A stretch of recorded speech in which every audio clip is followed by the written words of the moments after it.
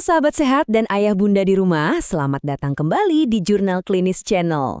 Senang banget rasanya bisa kumpul lagi di sesi penjelasan kali ini. Nah, hari ini kita bakal membedah sebuah fakta yang jujur saja sangat menakjubkan. Kita akan melihat gimana sains kedokteran modern dengan semua teknologi canggihnya pada akhirnya justru memvalidasi apa yang sebenarnya udah jadi anjuran dan sunnah Nabi sejak ribuan tahun yang lalu. Yap, tebakan kalian benar, kita bakal ngomongin soal khasiat mengonsumsi madu. Pernah kepikiran nggak sih, bener nggak ya ajaran Islam tentang kesehatan yang dicontohkan langsung oleh Rasulullah di tengah padang pasir berabad-abad lalu itu sejalan dengan temuan laboratorium super canggih zaman sekarang?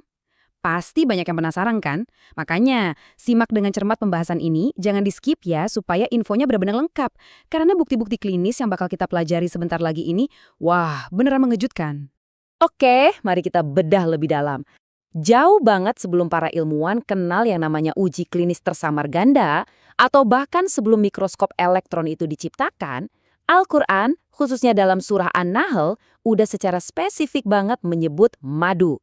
Di situ dijelaskan kalau cairan dengan berbagai warna ini bertindak sebagai obat bagi umat manusia. Jadi, ini bukan sekedar pemanis biasa loh sahabat sehat, melainkan sebuah resep universal yang langsung diwahyukan. Dan yang luar biasanya, apa yang dulunya murni merupakan praktik berbasis keimanan, sekarang udah dipetakan secara presisi oleh sains medis. Secara klinis, madu kini diakui keampuhannya untuk mengobati berbagai masalah, mulai dari kardiovaskuler, gangguan pencernaan, mempercepat penyembuhan luka, meredakan asma, sampai menangani penyakit neurologis. Khasiatnya ini benar-benar menjangkau dan memperbaiki hampir seluruh sistem di dalam tubuh kita. Ngomong-ngomong soal keistimewaan lebah dan madu ini, ada satu analogi yang indah banget dari Ustadz Khalid Basalamah. Beliau pernah bilang begini, seorang mukmin sejati itu ibarat seekor lebah. Coba bayangkan, lebah itu cuma mendatangi bunga-bunga yang suci, memakan nektar yang murni, dan sebagai hasilnya, dia cuma ngeluarin sesuatu yang berharga dan menyehatkan buat semua orang, yaitu madu. Dalam banget kan? Kalau kita perhatikan lebih jauh, perilaku alami lebah ini emang metafora yang luar biasa banget buat panduan hidup sehat dan berprinsip. Mereka itu kalau hinggap di ranting, nggak pernah bikin rantingnya patah. Terus kerjanya tuh dalam koordinasi yang super rapi, berani membela komunitasnya dengan tangguh, dan ujung-ujungnya menghasilkan kebaikan buat manusia. Nah, kalau ayah bunda ngerasa filosofi lebah ini indah dan menginspirasi, yuk jangan lupa untuk like, komen, dan subscribe ke Jurnal Klinis Channel, biar kita bisa terus berbagi wawasan keren kayak gini.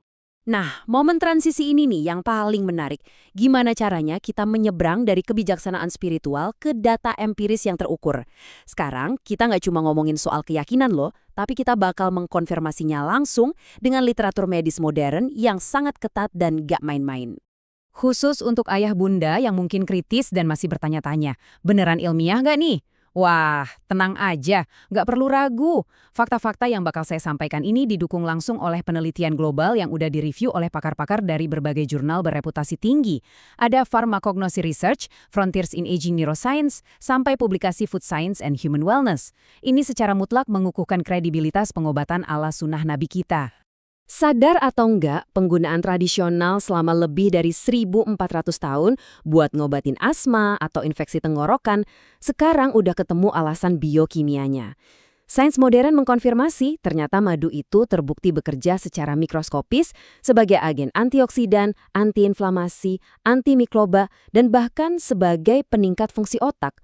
Luar biasa ya? Secara objektif kalau kita bedah komposisinya, madu itu emang didominasi oleh karbohidrat, tapi dengan kadar air yang sangat rendah. Sains mengungkap, kalau aktivitas air pada madu itu cuma di kisaran 0,56 sampai 0,62. Ditambah lagi pH-nya asam di sekitar 3,9. Kombinasi unik inilah yang secara alami bikin lingkungan di dalam madu jadi sangat tidak bersahabat, atau bahkan mustahil buat jamur dan bakteri berbahaya untuk bisa hidup dan berkembang biak. Dan struktur kimiawinya ini bener-bener ngebuktiin betapa kompleksnya cairan ajaib ini. Asal tahu aja nih, ada lebih dari 200 zat aktif luar biasa loh di dalam setetes madu, mulai dari asam organik, asam fenorik, dan yang paling krusial adalah kandungan antioksidan pelindung sel yang super kuat. Sahabat sehat, coba perhatikan dua kata kunci ini, flavonoid dan polifenol. Senyawa bioaktif spesifik ini ibarat pasukan khusus. Mereka ini senjata rahasia di balik kemampuan madu buat ngelawan radikal bebas yang sering bikin sel kita stres dan rusak. Gampangnya, ini tuh tameng alami tubuh kalian buat memperlambat proses penuaan dan mencegah kerusakan sel-sel yang vital.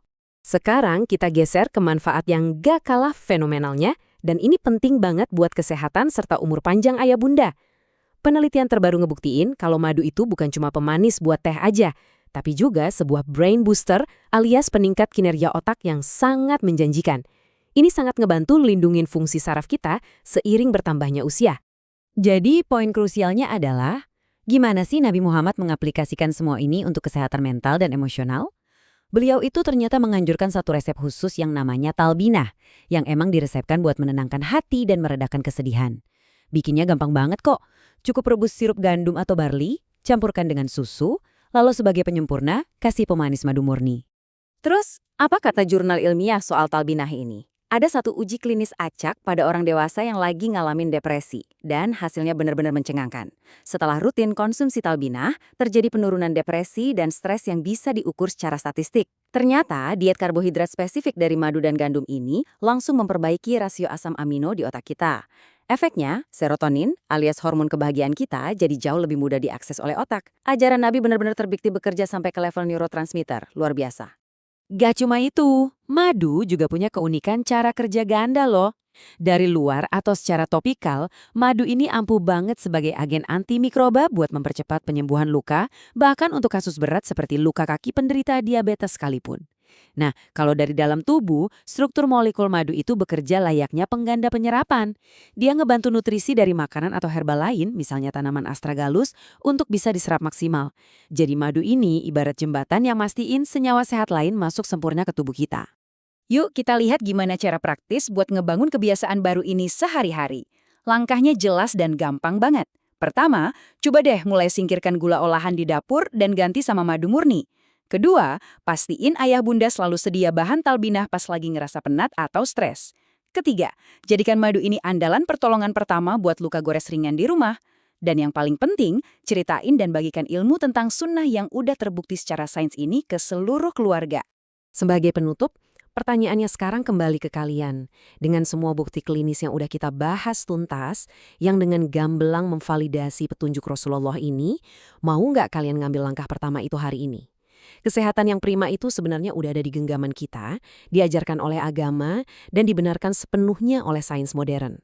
Kalau penjelasan ini ngerasa bermanfaat buat kehidupan kalian, jangan lupa klik tombol subscribe di Jurnal Klinis Channel ya, supaya kita bisa terus mengkaji wawasan kesehatan berbasis bukti ilmiah dan nilai spiritual bareng-bareng.